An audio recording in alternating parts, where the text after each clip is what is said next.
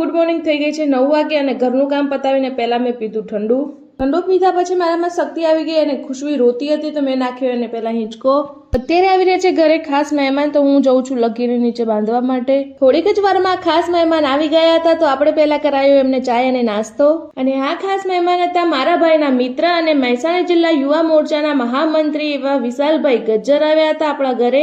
આજના મહેમાને એમનો કિંમતી સમય કાઢીને આપણા ઘરે આવ્યા હતા તો આખું ફેમિલી ખુશ થઈ ગયું હતું અને હવે એ લોકો જઈ રહ્યા છે। થોડીક જ વારમાં ખુશવી પણ ઉઠી ગઈ હતી ને એ અત્યારે છે એના દાદાની જોડે। થોડીક જ વારમાં આવી ગયા હતા લકીના ડોક્ટર લકીને ચેકઅપ માટે। આજે બપોરનું જમવાનું મેં બનાવ્યું હતું દાળ ભાત સબ્જી અને રોટી અને બધાએ જમી લીધું હતું। ઘરનું કામ પણ મેં પતાવી દીધું હતું અને અત્યારે બધા સૂઈ ગયા છે હું પણ સૂઈ જઈશ।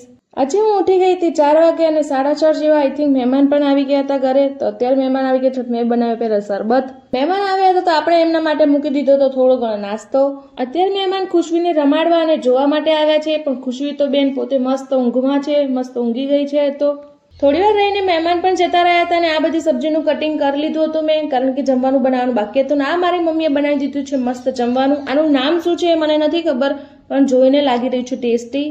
ઘરનું કામ બધું પતી ગયું હતું ને અત્યારે અમે લક્કીની સાથે જઈ રહ્યા છીએ કાકાના ઘરે। લક્કી પણ ઘણા સમયથી ઘરની બહાર નથી ગયો તો અત્યારે અમે લઈને જશું કાકાના ઘરે અને અત્યારે અમે લોકો જઈ રહ્યા છીએ સ્વીટ યાની કે પેડા લઈને। ખુશવી આયા એની વધામણીના આપણે પેડા આપવાના હતા કાકાના ઘરે તો એ અત્યારે અમે જઈ રહ્યા છીએ આપવા માટે। મારા મમ્મી અને પપ્પાએ પહેલા ઊભી રાખી દીધી મારી બધી બહેનોને। આ બધી હતી ફઈ બની ગઈ હતી તો એ ખુશીમાં બધી બહેનો ઊભી રહી હતી અને ફોટો પડાવતી હતી। મારા મમ્મી અને મારા પપ્પાના ફેસમાં કંઈક અલગ જ સ્માઇલ હતી। મોટા પેડાના બોક્સની અંદરથી એક આ નાનકડું પેડાનું બોક્સ નીકળ્યું ને એની અંદરથી 4ની જગ્યાએ 3 જ પેડા હતા અને બીજા બધા લાકડા કૂટવી નાખ્યા હતા। આ પ્રેન્ક કર્યો મારા પપ્પા કાકા અને મારા મમ્મીએ ત્રણે ભેગા થઈને મારી બધી બહેનો ઉપર। આ મને પણ નથી ખબર અને આ ઓરિજિનલ પેકેટ લઈને આવી ગયા જેનામાં સાચેમાં પેડા હતા એ મારા કાકાઓને આપ્યા યાની કે આ દાદાઓ બની ગયા છે એમને।